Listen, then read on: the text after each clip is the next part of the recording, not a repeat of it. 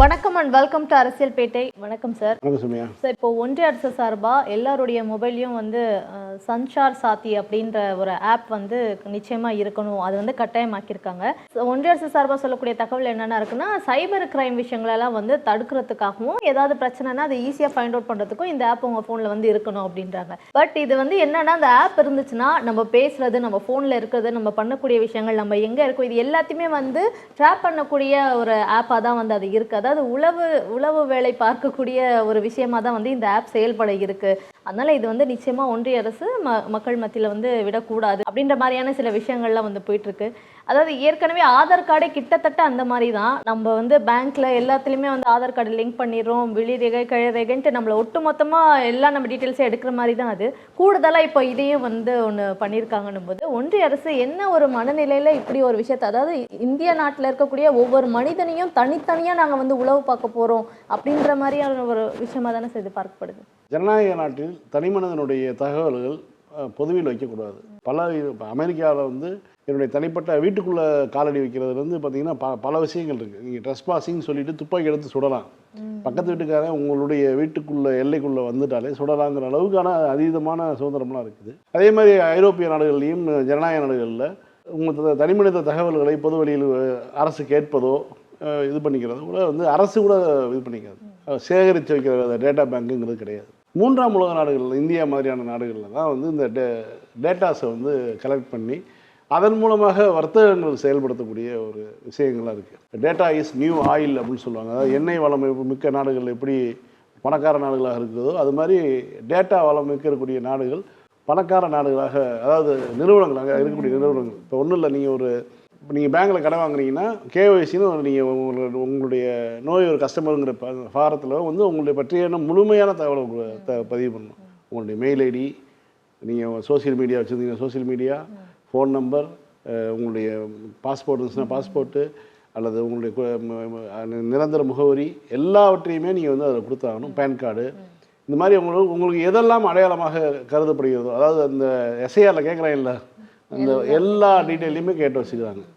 அந்த பேங்க்கில் வந்து நீங்கள் கடன் வாங்கிட்டீங்க அல்லது அந்த பேங்க்கில் உங்களுடைய கேஒய்சி இருக்குது அப்படின்னா உங்களுக்கு மாதமான 5ஆம் தேதியோ 3ஆம் தேதியோ சம்பளம் கிரெடிட் ஆன உடனே அது வந்து யாரெல்லாம் வந்து உங்களுடைய டேட்டாவை யூஸ் பண்ண முடியுமோ, அதாவது நீங்கள் ஒரு செருப்பை பார்த்துருக்கலாம் அல்லது நீங்கள் ஏதாவது ஒரு ஃபோனை பார்த்துருக்கலாம், அவங்க எல்லாமே வந்து உங்களுடைய சோசியல் மீடியாவுக்குள்ளேயோ ஃபோனுக்குள்ளேயோ விளம்பர வடிவில் நீங்கள் உள்ள வரணும். இதை வந்து யார் விற்கிறா அந்த ஒரு கேள்வி இருக்குல்ல. நீங்கள் நேஷனலைஸ்டு பேங்க்கில் இருந்தால் கூட உங்களுடைய கேஒய்சி வந்து பாதுகாப்பானது இல்லை. இன்றைக்கி எல்லா தகவலும் வெளியே போகுது. அப்போ இன்னொரு கேள்வி வந்து புத்திசாலித்தனமாக வந்து சங்கிகள் கேட்குறாங்க. இப்போ இந்த அறிவிப்பு வந்ததுக்கப்புறம், இந்த சஞ்சார் சாதி வந்தது, நீங்கள் வந்து 2026 மார்ச் 31 அப்புறம் வரக்கூடிய எந்த ஒரு ஃபோனும் இந்தியாவில் விற்கக்கூடிய நிறுவனங்கள் இந்த ஆப்பை வந்து மஸ்ட்டு இது பண்ணி தான் இருக்கணும் அப்படின்னு சொல்லுது. அப்படிலாம் வந்து ஒரு அரசு வந்து பண்ண முடியாது. பண்ணலாம்னா வளைகுடா போன்ற நாடுகளில் பண்ணலாம், சீனாவில் பண்ணுறாங்க. ஏன்னா அந்த நாடுகள் வந்து ஜனநாயக ரீதியில் இருக்கக்கூடிய நாடுகள் கிடையாது. வளைகுடாவில் வந்து நீங்கள் வாட்ஸ்அப்பில் வந்து நீங்கள் பயன்படுத்த முடியாது, செய்திகளை படிக்கலாம், பேச முடியாது, அது மாதிரியான விஷயங்கள் இருக்குது. சீனாவில் வாட்ஸ்அப்பே நீங்கள் யூஸ் பண்ண முடியாது. அதுக்கு நீங்கள் வந்து வேறு VPN போட்டு தான் பேசிவிட்டு அடுத்த செகண்டாக திரும்ப கட் பண்ணி விட்டுறாங்க. ஒரு கால் தான் பேச முடியும், அடுத்த திரும்ப வேற ஒரு VPN யூஸ் பண்ணி தான் பண்ண முடியும். ஸோ அந்த மாதிரி வந்து சீனா இருக்கா. ஏன்னா அவங்க அதுக்கான அந்த நாட்டுக்கான ஒரு சர்ச் இன்ஜின்னு இந்த மாதிரியான சோசியல் அதாவது ஃபேஸ்புக் மாதிரியோ அல்லது வாட்ஸ்அப் மாதிரியான விஷயங்கள்லாம் வீசாட்லாம் வந்து அங்கே வந்து வச்சுருக்காங்க. ஸோ அந்த ஆப்ஷனை கொடுத்துட்டு அவன் வந்து வெளியிலேருந்து இருக்கக்கூடிய ஏதாவது கட் பண்ணுறான். ஏன்னா சீன மக்களுடைய தகவல் வெளியில் போகக்கூடாது. சீனாவில் எவ்வளோ பேருக்கு கேன்சரு, சீனாவில் எவ்வளோ பேருக்கு வந்து ஹார்ட் பிரச்சனை இருக்குது, சீன மக்கள் வந்து எவ்வளோ பேர் கார் வச்சுருக்கான், சீன மக்கள் எவ்வளோ பேர் வந்து நடந்து போகிறான், எவ்வளோ தான் அவங்களுடைய சராசரி உயிர் வாழக்கூடிய டேட்டா, இந்த மாதிரியான டேட்டாக்கள் எதுவுமே வெளியில் வராமல் அந்த அரசு வந்து தன்னுடைய மக்களை பாதுகாக்குது. எதுக்காக? தங்களுடைய மக்களை ஒரு பண்டமாக வேறு யாரும் வந்து பயன்படுத்திடக்கூடாது, விற்பனை பண்டமாக வந்து பார்த்துடக்கூடாது, அது ஒரு சந்தையாக பார்த்துட்டு உள்ளே வந்துடக்கூடாது அப்படின்னு அந்த டேட்டா வந்து ரொம்ப இது பண்ணுறாங்க. ஸோ சீனாவிலேருந்து நீங்கள் டேட்டா எடுக்கிறதுங்கிறது வந்து ஒரு ஐஃபோன் கம்பெனி அங்கே வச்சுருக்கான் அப்படின்னா அவன் வந்து கம்பெனிக்கு வேணால் டேட்டா அனுப்ப முடியும். நான் இந்த வருஷம் வந்து 1000 ஃபோன் உற்பத்தி பண்ணேன், 800 ஃபோன் இங்கே சைனாவில் விற்றுருக்கேன், 200 ஃபோன் எக்ஸ்போர்ட் பண்ணியிருக்கேன், நான் ரிப்போர்ட் பண்ண முடியுமே தவிர வேறு எதுவுமே அந்த தகவல் இல்லை போகாது. இப்படியா அந்த ஒரு இரும்பு திரை உள்ள நாடு, கம்யூனிஸ்ட் கட்சி ஒற்றை கட்சி ஆட்சி முறை உள்ள நாடான சீனாவில் தங்களுடைய மக்களுடைய டேட்டாவை அவ்வளோ தூரம் பாதுகாக்கிறாங்க. ஆனால் பொண்ணுல அந்த கோவிட் வந்தப்போ கூட வந்து பார்த்தீங்கன்னா சீனாலேருந்து வரக்கூடிய டேட்டா வந்து பொய்யான டேட்டா நம்ம எல்லாம் பார்த்துட்டு இருந்தோம். ஒவ்வொரு நாட்டிலையும் எவ்வளோ கோவிட் வந்துட்டு இருக்குன்னு பார்த்துட்டு இருந்தோம். சீனாலேருந்து வந்த கோவிட் அளவு வந்து தவறான தகவல்னு தான் சொல்லிகிட்டே இருந்தாங்க. ஏன்னா டேட்டா வராது அங்கேருந்து. இப்படி இருக்கும்போது ஒரு நாடு தன்னுடைய மக்களுடைய டேட்டாவை பாதுகாக்கும் போது தனிப்பட்ட ஒவ்வொரு மனிதனுடைய தனி உரிமைங்க. என்னை பற்றிய தனித்தகவல் வந்து எதுக்கு வெளியில் போகணும், பொது வெளிக்கு யாருக்கோ அதுக்கு தெரிஞ்சிருக்கணும் அப்படின்னா நம்ம கண்காணிக்க போகிறோம்னு அர்த்தம். அப்போ இந்த சஞ்சார் சாதின்னு இவங்க கொண்டு வராங்க பார்த்தீங்களா, இது ரொம்ப முக்கியமாக பார்க்க வேண்டியது. அதாவது என்னென்னா கிட்டத்தட்ட வந்து உங்கள் ஃபோனை வந்து மோடி கையில் கொடுக்குற மாதிரியே அது மாதிரியான ஒரு ஆப்பை வந்து இந்தியாவில் ஃபோன் வைக்கக்கூடிய எந்த நிறுவனமும் கொடுக்கணும்னு சொல்கிறாங்க. ஆனால் ஐஃபோன் போன்ற நிறுவனங்கள் அதை ஒப்புக்கொள்ளாது. அது ரொம்ப முக்கியமானது. ஏன்னா ஐஃபோனில் வந்து நீங்கள் ஒரு ஆப் டவுன்லோட் பண்ணால் கூட நீங்கள் ஷேர் பண்ணலாமான்னு கேட்டுட்டு தான் வந்து ஐஃபோன் வந்து சொல்லும். ஸோ ஆனால் இவங்க என்ன சொல்கிறாங்கன்னா இந்த எஸ்எம்எஸ்ஸை வந்து இந்த இந்திய அரசு உங்களுக்கு வரக்கூடிய குறுந்தகவலை படிக்கலாம். அதே மாதிரி உங்களின் பேரில் வந்து எஸ்எம்எஸ் அனுப்பலாம். ஃபோன் வந்து உங்களுடைய கால் ஹிஸ்டரியை ஃபுல்லாக கால் லாக்கை பார்க்கலாம். அதே மாதிரி உங்களுடைய ஃபோன் ஸ்டேட்டஸு ஐடென்டிட்டி எல்லாமே பார்க்கலாம். நீங்கள் வந்து ஃபோனை யூஸ் பண்ணிகிட்டு இருக்கீங்களா, சும்மா இருக்கா, சார்ஜில் இருக்கா, இது முதற்கொண்டு பார்க்க முடியும். எங்களால் ஃபோன் சுவிட்ச் ஆஃப் பண்ணி வச்சுருக்கீங்களா எல்லாமே பார்க்க முடியும். அதே மாதிரி வந்து உங்களுடைய photo media files read the contents of the USB store. நீங்கள் ஒரு கார்டு மெமரி கார்டு போட்டு வச்சுருந்தீங்கன்னா அதுக்குள்ளே இருக்க கண்டென்ட்டை கூட எடுத்து பார்க்க முடியறதுக்கான ரைட்ஸ் வந்து அதில் கொடுக்குது. அதே மாதிரி அந்த கண்டென்ட்டை டெலீட் பண்ணுவதற்கும் மாடிஃபை பண்ணுவதற்குமான வேலை. அதான் சொல்கிறேன்ல, ஒரு டாக்ஸிக்கான பாய் ஃப்ரெண்டை விட மோசமான ஒரு இதுதான். அதுதான் சொல்ல வரேன். ஸ்டோரேஜ் அதே மாதிரி உங்களுடைய யூஎஸ்பி ஸ்டோரேஜில் இருக்கக்கூடிய எல்லா கண்டென்ட்டையும் அவங்களால இது பண்ண முடியும், மாடிஃபை பண்ண முடியும், டெலிட் பண்ண முடியும். ஃபோட்டோவில் இருக்குது, அதாவது நீங்கள் வச்சுருக்கக்கூடிய ஃபோட்டோஸ் மீடியா ஃபைல்ஸ்லையும் சரி உங்களுடைய ஸ்டோரேஜ்லேயும் சரி இப்போ செய்ய முடியும். அதே மாதிரி கேமரா, இது ரொம்ப முக்கியமானது. இந்த கேமராவை வந்து எப்போது வேணுமானாலும் அவர்கள் இயக்கலாம். எங்கேயோ இருந்து கொண்டு யாரோ இந்தியாவில் இருக்கக்கூடிய ஒரு 70-80 கோடி பேர் 90 கோடி பேர்கிட்ட ஃபோன் இருக்குது அப்படின்னா அந்த ஃபோனில் இருக்கக்கூடிய கேமராவை அவர்கள் இயக்கலாம், வீடியோ பதிவு பண்ணலாம். இது ரொம்ப டேஞ்சரான விஷயம். அதே மாதிரி டிவைஸ் ஐடி, கால் இன்ஃபர்மேஷன், அதாவது உங்களுடைய டிவைஸ் ஐடியே உங்களுடைய கால் இன்ஃபர்மேஷன் எல்லாத்தையும் அவங்க எடுத்துக்கலாம். அதே மாதிரி உங்களுடைய நெட்வொர்க் கனெக்ஷன், நீங்கள் எந்த வைஃபைக்குள்ளே போகிறீங்க, எந்த ஏர்போர்ட்டுக்குள்ளே போகிறீங்க, எந்த ரயில்வே ஸ்டேஷனில் போகிறீங்க, எங்கே இருக்கீங்க, அதே மாதிரி உங்களுடைய ஃப்ளாஷ் லைட் கூட கண்ட்ரோல் எடுத்துக்க முடியும். ஃபுல் நெட்வொர்க் அசஸ், அதாவது உங்களை ஃபோனை வந்து திரும்ப ரீஸ்டார்ட் பண்ண முடியும். கண்ட்ரோல் வைப்ரேஷன், ஃபோனை வந்து வைப்ரேஷன் மோடில் போட முடியும் சவுண்ட் இல்லாமல். என்ன இப்போ ப்ரிவெண்ட் டிவைஸ் ஃப்ரம் ஸ்லீப்பிங், நீங்கள் வந்து ஃபோனை ஆன் பண்ணி வைக்காமல் ஆஃப் பண்ணி வச்சாலும் அவன் ஆன் பண்ணி ஃபோனை ஆன் பண்ணி வைக்க முடியும். என்ன கூகுள் ப்ளே லைசன்ஸ் செக், இது இந்த அளவுக்கான ஒரு விஷயத்தை வந்து சஞ்சார் சாதிங்கிற பேரில் ஒன்றிய அரசு வந்து உத்தரவிட்டிருக்கு. கண்டிப்பாக இந்தியாவில் விற்கக்கூடிய ஃபோனில் இந்த ஆப் இருக்கணும், இல்லாட்டினா நீங்கள் வந்து அதுக்கான உரிமையை தர முடியாதுன்னு சொல்லி ஒரு நிலை எடுத்திருக்காங்க. இதுக்கப்புறம் வந்து ஒரு விஷயம், இதுக்கு வந்து என்ன சங்கிகள் என்ன சொல்கிறாங்கன்னா, நீங்கள் வந்து கூகுளில் டவுன்லோட் பண்ணுறீங்க, கூகுள் வந்து உங்கள் மைக்ரோஃபோனை வந்து கேட்பேன்னு சொல்லுது, கூகுள் வந்து உங்களுடைய ஃபோட்டோஸை நான் வியூ பண்ணலாமான்னு கேட்குது, நீங்கள் எல்லாமே எஸ் கொடுக்குறீங்க, மற்ற ஆப்புகள்லாம் எல்லாமே நீங்கள் கொடுக்குறீங்கல்ல, அது மாதிரி தானே இதுவும் கேட்குறாங்க. ஆனால் மற்ற ஆப்பெல்லாம் கேட்குது, நம்ம நோ கொடுத்துட்டா பார்க்காது. இது அப்படி கிடையாது, ஆல்ரெடி இன்ஸ்டால்டு, நீ இப்போ கண்டிப்பாக வந்து கொடுத்து தான் ஆகணுங்கிற மாதிரி இருக்குது. அதுதான் இது வந்து எப்படின்னா ஒரு பப்ளிக் ஸ்க்ரீனில் அவங்க மொபைலை யூஸ் பண்ணுற மாதிரி தான் ஒரு வேலையை வந்து கொண்டு வராங்க. இது வந்து மிக மிக மிக மோசமானது. இப்போ வந்து என்ன சொல்லியிருக்காங்கன்னா, வேணாம் அப்படின்னா அன்இன்ஸ்டால் பண்ணிடுங்க அப்படின்னு சொல்கிறாங்க. அப்போ அன்இன்ஸ்டால் தேவையில்லாத ஒன்று நீங்கள் எவ்வளோ பேருக்கு வந்து நீங்கள் ஃபோன் வரும்போது ஃபோன் வாங்கும்போது இருக்குன்னு தெரியும், எத்தனை பேருக்கு நீங்கள் வந்து இவ்வளோ பேருக்கு நீங்கள் இப்போ இன்றைக்கி இந்தியாவில் இருக்கக்கூடிய ஃபோன் பயன்படுத்தக்கூடியவர்களில் சமூக வலைத்தளத்தை பயன்படுத்தக்கூடியவர்களுடைய எண்ணிக்கைன்னு பார்த்தீங்கன்னா வயது ஒரு 17-16 ஆரம்பித்து ஒரு 45, 47, 48 வயசு 50 வயசு வரைக்குமான ஆட்களுக்கு இந்த மாதிரியான ஒரு விஷயம் டேட்டா விஷயங்களை பற்றி தெரியும். நம்ம வந்து சமூக வலைத்தளத்தை எப்படி பயன்படுத்துறதுன்னு தெரியும். அதுக்கு மேலே உள்ளவங்களுக்கு என்னென்னா வாட்ஸ்அப்பில் வருதுன்னா எல்லாத்தையும் நம்புகிறாங்க, அதுக்கு மேலே உள்ளவங்க வாட்ஸ்அப்பை ஃபார்வர்ட் பண்ணுறாங்க. இது மாதிரியான விஷயங்கள் நடந்துகிட்ருக்கு. ஃபேஸ்புக்கில்னா ஒரு ஃபோட்டோவை போடுறாங்க, அவ்வளோதான். இவங்களுக்கு வந்து எது கேட்டாலும் சரி அசஸ் வந்து கொடுத்தாலும் ஓகேன்னு தான் சொல்ல தெரியும். ஒரு பெரிய ஸ்டேட்மெண்ட் போட்டு இந்த ஆப் உங்களுக்கு டவுன்லோட் பண்ணோம்னா நீங்கள் எஸ் கொடுங்கன்னா நம்ம என்ன பண்ணுறோம், அது ஃபுல்லாக படிச்சு தான் பண்ணுறோம். நேராக இது மாதிரி வந்து இந்தியாவில் எத்தனை கோடி பேர் வந்து இது மாதிரி ஏதோ செய்ய போகிறாங்க. இப்போ அவர்கள் எல்லாத்தையும் தெரியவா போகுது. நீங்கள் வட இந்தியர்கள் எடுத்து தெரிஞ்ச தமிழ்நாட்டை நம்ம கம்பேர் பண்ணி பேச வேணாம், கேரளாவை கம்பேர் பண்ணி பேச வேணாம், வட இந்தியாவில் இருக்கக்கூடிய இளைஞர்களுக்கு என்ன மாதிரியான இந்த இது தெரிய போகுது.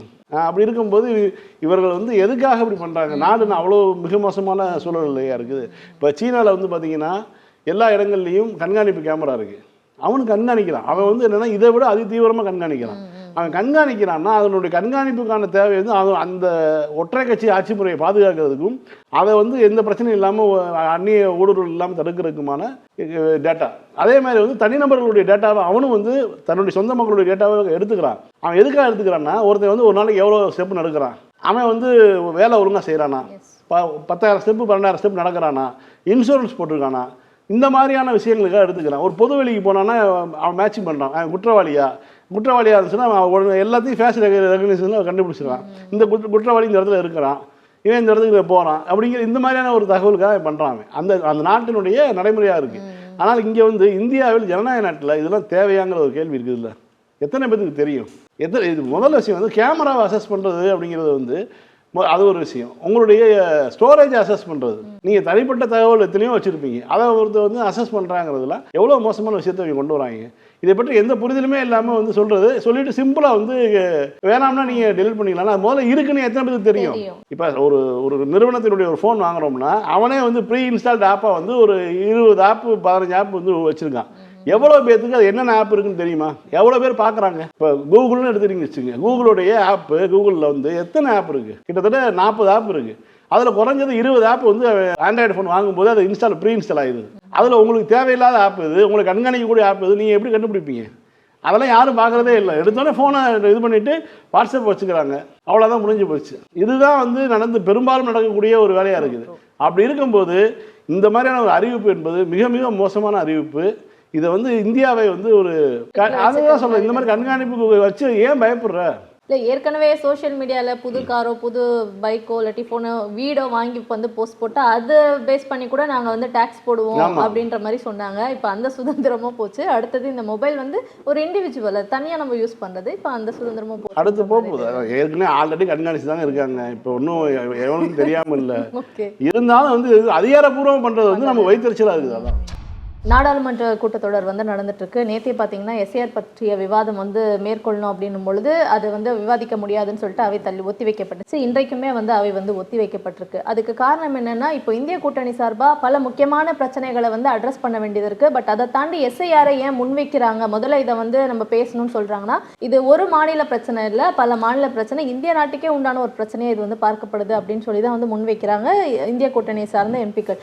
ஆனால் அதை வந்து விவாதிக்கவே முடியாது அப்படின்ட்டு மறுப்பு தெரிவித்து இன்றைக்கும் வந்து அவை ஒத்தி வைக்கப்பட்டிருக்கு. இன்னொரு விஷயம் சார், நிர்மலா சீதாராமன் அவர்கள் வந்து சொல்லியிருக்காது, அதாவது இந்த குளிர்கால கூட்டத்தொடரில் வந்து கிட்டத்தட்ட 13 மசோதாக்கள் வந்து நிறைவேற்றப்படும் அப்படின்ற மாதிரி கொண்டு வர போகிறாங்க, தாக்கல் பண்ண போகிறாங்கன்னு சொல்லியிருந்தாங்க. அதில் ஒன்று என்னவா இருக்குன்னா, காப்பீடு தொகையில் 100% வந்து அந்நிய முதலீடுகள் வந்து பண்ணக்கூடிய ஒரு மசோதாவை வந்து தாக்கல் செய்ய போகிறதா நிர்மலா சீதாராமன் அவர்கள் சொல்லியிருக்காங்க. இதனால எவ்வளோ பெரிய பாதிப்புகள் வந்து வரப்போகுதுன்றது நிச்சயமாக நம்ம பேசி ஆகணும்னு நினைக்கிறேன். குறிப்பாக எல்ஐசியை முடிச்சு கட்டணுங்க. உங்களுக்கு எல்ஐசி என்பது ஒரு மத்திய தர வர்க்கத்து மக்களுக்கு மாதம் வந்து ஒரு 1000 ரூபா 500 ரூபா வந்து சேர்த்து ஏதாவது தன்னுடைய வாழ்க்கைக்கு பின்னால் ஏதாவது திடீர்னு ஒரு சம்பவம் நடந்துருச்சுன்னா தான் குடும்பத்துக்கு ஒரு உதவியாக இருக்கும்னு எல்ஐசி வந்து ஒரு பெரிய ஒரு காப்பாளனாக இருந்தது. அந்த எல்ஐசியை உடைச்சிட்டாங்க. எல்ஐசியினுடைய பணத்தை எடுத்து அதானி நிறுவனத்தில் முதலீடு பண்ணுறாங்க. இது என்னென்னமோ பண்ணுறாங்க. இருந்தாலும் இன்னமும் வந்து இழுத்துக்கோ பறிச்சுக்கனாது எல்ஐசி உயிரோடு இருக்குது. இப்போ நேரடியாக அந்நிய நிறுவனங்கள் அந்நிய முதலீடுகளை அதுவும் காப்பீட்டு திட்டத்தில் நீங்கள் கொண்டு வந்தீங்கன்னா இதுக்கு யார் உத்தரவாதம் கொடுக்குறது? இப்போ எல்ஐசி என்பது அரசு நிறுவனமாக இருக்குது. அரசு நிறுவனத்தை நம்பி நான் வந்து பணம் போட முடியும். நான் வந்து எனக்கு ஒரு 25 வயசு 26 வயசில் வந்து ஒரு வேலை கிடைக்குது. நான் வந்து குடும்பத்துக்கு ஒரே பையனாக இருக்கேன். எனக்கு நான் பார்த்துக்கொள்ள எனக்கு பெற்றோர்கள் வந்து நான் என்னுடைய கடமையாக இருக்குது. நான் வந்து என்னுடைய இதுக்கு வந்து நான் காப்பீட்டு திட்டத்தில் சேர்றேன். நான் வந்து பணம் போட்டுக்கிட்டே இருக்கேன். ஒரு 20 வருஷம் வரைக்கும் போடுறேன். 46 வயசு வரைக்கும் போடுறேன். 46 வயசு முடியுது, 50 வயசு ஆகுது. அந்த நிறுவனம் ஓடி போயிட்டான். இல்லை அந்த நிறுவனம் அவனுடைய நாட்டில் திவால் ஆயிடுச்சு. இங்கேயும் திவால்னு அறிவிச்சிட்டு போயிட்டான்னா அந்த பணத்துக்கு யார் பொறுப்பு? ஒன்றிய அரசு பொறுப்பு கொடுக்குதா? அந்த பணத்துக்கு யார் பொறுப்பு? அது ஒரு பிரச்சனை இருக்குதா இல்லையா? இப்போ எல்ஐசியாக இருக்கட்டும், நீங்கள் மற்ற இந்த பல்வேறு அரசு காப்பீட்டு நிறுவனங்கள் இருக்குது. அதெல்லாம் வந்து இந்தியாவை நம்பி இந்திய அரசை நம்பி அதை நம்ம வந்து பணம் போடலாம். அது இப்போ ஒன்றும் இல்லை, நம்ம மின்சாரத்துறையிலே பார்த்தீங்கன்னா அதில் வந்து முதலீடு பண்ணலாம். மக்கள் வந்து தமிழ்நாடு மின்சார துறையில் வந்து முதலீடு பண்ணலாம். 1 லட்ச ரூபா நீங்கள் பணம் போட்டிங்கன்னா மாதம் 600 ரூபா கொடுக்குறாங்க. 10 லட்ச ரூபா போட்டிங்கன்னா 6000 ரூபா வந்து அவங்க கொடுக்குறாங்க. வயசு 60 வயசுக்கு மேற்பட்டவங்கன்னா 6500 ரூபா 6300 ரூபா பக்கம் தராங்கன்னு நினைக்கிறேன். அப்போ இந்த தமிழ்நாடு அரசின் மீது, தமிழ்நாடு அரசினுடைய மின்சாரத்துறையின் மீது கூட மக்கள் வந்து பணத்தை போட்டு பணம் வாங்கலாம். இப்படிலாம் வாய்ப்புகள் இருக்கும்போது எதனால் அது வந்து நிறைய பேர் கொடுத்துட்ருக்காங்க. எதுக்காக அதை இன்வெஸ்ட் பண்ணுறாங்க? தமிழ்நாடு அரசின் மீது இருக்கக்கூடிய நம்பிக்கை. எப்படினாலும் நம்ம பணத்தை வந்து இந்த அரசு கொடுத்துரும், அரசின் மீது எப்போ வேணாலும் வாங்கிக்கலாம் பணத்தை அப்படிங்கிறதுனால வந்து இங்கே முதலீடு பண்ணுறாங்க.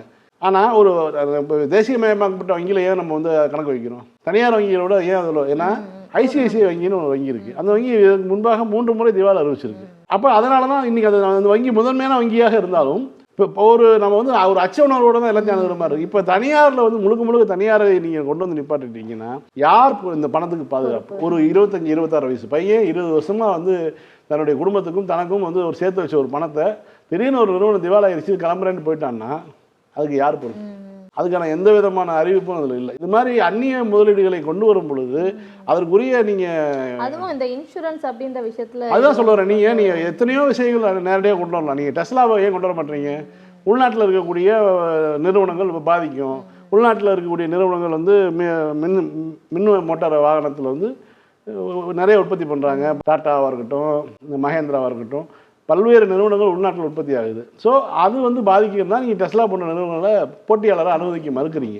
ஏன்னா பெரிய ஒரு வெற்றிகரமான நிறுவனம் அமெரிக்க நிறுவனமாக இருக்குது. அவன் வரும்போது வந்து ஆள் இல்லாமல் கார் ஓட்டுற அளவுக்கான வசதியோட ஒரு காரை கொண்டு வரும்போது அதுக்கு போட்டியாளர்கள் சந்தையில் வந்து போட்டிக்கு கடுமையாக இருக்கும். அப்படிங்கிறனால நீங்கள் மறுக்கிறீங்க இல்லையா? அதே மாதிரி தானே இதுவும். இது இப்போ ஒரு டேர்ம் இன்சூரன்ஸ் போட்டு வச்சுருக்கான் அல்லது லைஃப் இன்சூரன்ஸ் போட்டு வச்சுருக்கான். வந்து சாதாரண மனிதர்கள் ரொம்ப கம்மியாக சம்பாதிக்கிறவங்க கூட சரி தனக்கப்புறம் தன் ஃபேமிலி சேஃபாக இருக்கணும்னு பண்ணக்கூடிய விஷயங்கள். அதுதான் சொல்ல வரேன். ஒரு 550 மாதம் 500 கட்டுங்க, நீங்கள் ஏதாவது ஒன்று 5 லட்ச ரூபா கிடைக்கும், 10 லட்ச ரூபா கிடைக்கும்னு சொல்லி அந்த எல்ஐசி ஏஜென்ட் சொல்லி பேசி எத்தனையோ பேர் கட்டிகிட்டு இருக்காங்க. அந்த நிறுவனத்தை சிதைக்கணும். இப்போ இதை விட கவர்ச்சிகரமான அறிவிப்புகளோட வந்து வெளிநாட்டு நிறுவனங்கள் வருவாங்க. அவர்கள் போயிட்டாங்கன்னா யாருக்கு பொறுப்பு? இந்த கேள்விக்கு வந்து நீங்கள் அமெரிக்காவில் வந்து அப்படி ஒரு கேள்வி கேட்க முடியாது. அமெரிக்காவில் நீங்கள் டைரக்ட் ஃபாரின் இன்வெஸ்ட்மெண்ட் வருதுன்னா அங்கே பிரச்சனை கிடையாது. அங்கே இப்போ மக்கள் போடுற பணத்துக்கு அந்த அரசு உத்தரவாதம் கொடுக்கும். இந்த நிறுவனம் எங்கே போனாலும் இந்த நிறுவனத்தினுடைய வளர்ச்சி, இந்த நிறுவனம் உலகம் முழுக்க என்ன தொழில் பண்ணுது, இந்த நிறுவனத்தினுடைய வீழ்ச்சி பங்கு எப்படி இருக்குது எல்லாத்தையும் வந்து அமெரிக்க அரசு கண்காணிச்சுட்டு இருக்கும். நாளைக்கு ஏதாவது ஒரு பிரச்சனை ஆச்சுன்னா டக்குன்னு நிப்பாட்டி பணத்தை பிடிங்கி கொடுத்துரும். நீங்கள் இந்தியாவில் அப்படி கிடையாதுங்கிறது தான் உண்மை. ஸோ இந்த தித்வா புயல் இது வந்து எதிர்பாராத விதமாக வந்து ஒன்று ஃபார்ம் ஆனது. ஆனால் தொடர்ந்து 2-3 நாட்களாக வந்து மழை இருக்கிறத பார்க்க முடியுது. ஆனால் எங்கேயுமே வந்து கம்ப்ளைண்ட்ஸ் பெருசாக ரேஸ் ஆகாததையும் பார்க்க முடியுது. இந்த 3 நாள்லையும் பார்த்தீங்கன்னா எல்லா சப்வேவுடைய ஃபோட்டோவும் போட்டு எங்கேயுமே தண்ணி நிற்கல, போக்குவரத்து எல்லாமே நார்மலாக இயங்கிட்டு இருக்கு அப்படின்ற ஒரு செய்தியும் வந்து பார்க்க முடியுது. இருந்தாலும் அதாவது கால் செருப்பு வரைக்கும் கூட தண்ணி வந்திருக்காது. இருந்தாலும் அந்த மாதிரியான வீடியோலாம் வந்து போஸ்ட் பண்ணி ஒரு சில பேர் வந்து தண்ணி நிற்கிது, வாட்டர் லாகிங் அப்படின்ட்டுலாம் வந்து போடுற வீடியோ பார்த்தா காமெடியாக தான் சார் பரிதாபமாக இருக்குதுங்க. கடந்த 2 ஆண்டுகளாகவே வந்து இந்த மாதிரி பிரச்சனையே இல்லை சென்னையில். சொல்ல மாதிரியே வந்து பண்ணிட்டாங்க. சுமந்த் வந்து 4000 கோடி ரூபா செலவு பண்ணி இப்படி பண்ணிட்டீங்களே அப்படின்னு புலம்பி வந்து ஒரு ட்வீட் போட்டிருந்தாரு. முந்தா நாள் என்ன போட்டிருந்தாருன்னா, முந்தா நாள் நைட்டு மழையே பெய்யல, மழை பெய்யுதுன்னாங்க, மழையே பெய்யல. அவர் மழை பெஞ்சு வெள்ளமாக இருக்கும், நம்ம வந்து ஏதாவது பெர்ஃபார்மன்ஸ் பண்ணலான்னு பார்த்தாரு. கடைசியில் பார்த்தா மழை பெய்யல. அப்புறம் நேற்றுக்கு மழை பெய்யுது, நேற்றுலேருந்து மழை நிற்கவே இல்லை. கிட்டத்தட்ட சென்னையினுடைய எல்லா பகுதியிலையுமே வந்து 200 மில்லிமீட்டருக்கு மேலே வந்து மழை பெஞ்சிருக்குது. அப்படி இருக்கும்போது மழை தண்ணி நிற்கலை. இப்போ என்ன பிரச்சனை சொல்கிறாருன்னா, அங்கங்கே வாட்டர் எல்லாம் இதாக இருக்குது அப்படின்னா, மழை பெஞ்சிட்டு இருக்கும்போது தண்ணி நிற்க தான் செய்யும். மழை நின்னதுக்கப்புறம் என்னங்கிறது அப்போ தான் வந்து ஒரு சுமந்துக்கு கமெண்ட் போட்டிருக்காரு, கொஞ்சம் தயவுசெய்து வாயை மூடிட்டுருங்க, 37 வருஷமாக நான் வந்து வேலைச்சேரியில் இருக்கேன், இந்த பகுதியில் மடிப்பாக்க வேலைச்சேரி பகுதியில் தான் 37 வருஷமாக இருக்கேன், மழை பெஞ்சு அரை மணி நேரத்தில் தண்ணி வடிஞ்சிருது, நீங்கள் ஏதாவது பேசாதீங்கன்னு சொல்லி ஒருத்தர் போட்டுருக்காரு. அதாவது லாஸ்ட் 4 இயர்ஸா இது நடக்குது. அதான் உண்மை வந்து எப்பயுமேங்க, உண்மை வந்து நீங்கள் எதையுமே மறைக்க முடியாது.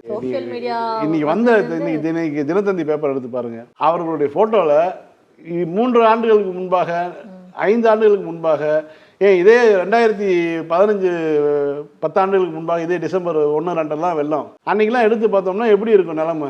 உணவு கேட்டும் அது கேட்டு இது கேட்டும் வந்து மக்கள் எவ்வளோ பரிதாபப்பட்டு இருந்தாங்க. இன்னைக்கு வந்து நீங்கள் வந்து யாராவது முட்டிங்காலுக்கு மேலே நீ ஃபோட்டோ இல்லை தினத்தந்தி, இன்றைய தினத்தந்தி பேப்பரில் முட்டிங்காலுக்கு அந்தளவு கூட இல்லை, கால் செருப்புக்கு கிட்ட தான் இருக்குது தண்ணி, அந்தளவு தான் இருக்குது. அதுவும் வேலைப்பஞ்சாவடியில் வந்து ஒரு கார் வந்து அவரும் வந்து தேவையில்லாமல் போய் பள்ளத்தில் ரோடு வேறு பள்ளத்துக்குள்ளே உள்ளே விட்டு மாட்டிக்கிட்டார் ஒரு பையன்.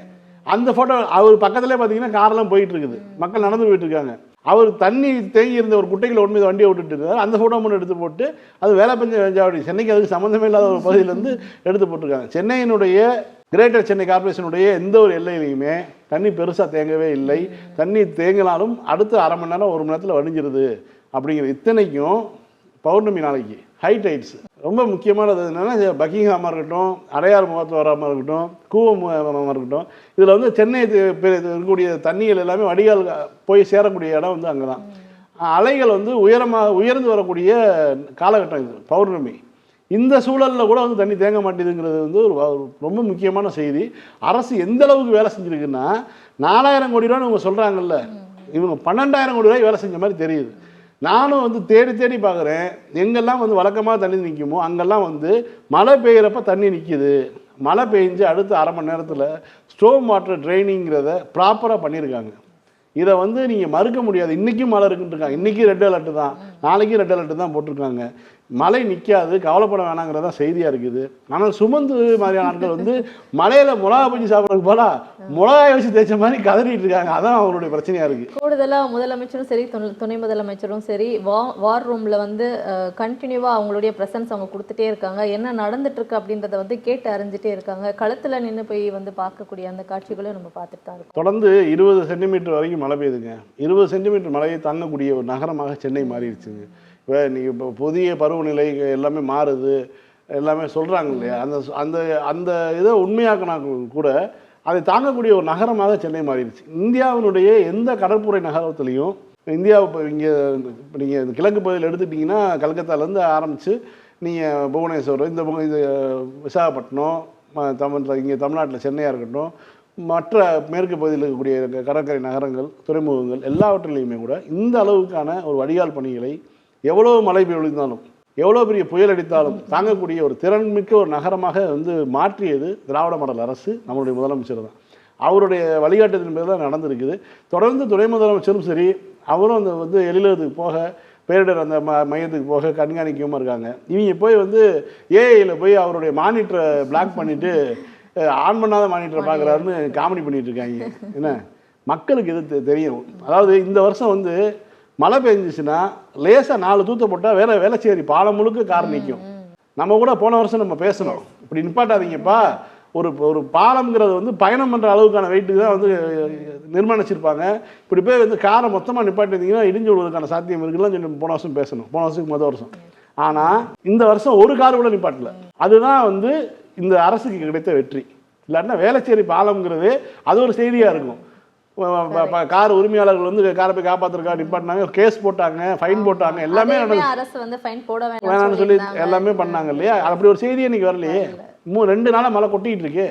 ஃபைன் சார், திரும்ப நாளைக்கு இதே நிகழ்ச்சியை சந்திக்கலாம். மீண்டும் நாளை இரவு 9:30 மணிக்கு அரசியல் பேட்டை நிகழ்ச்சியில் சந்திக்கலாம். நன்றி.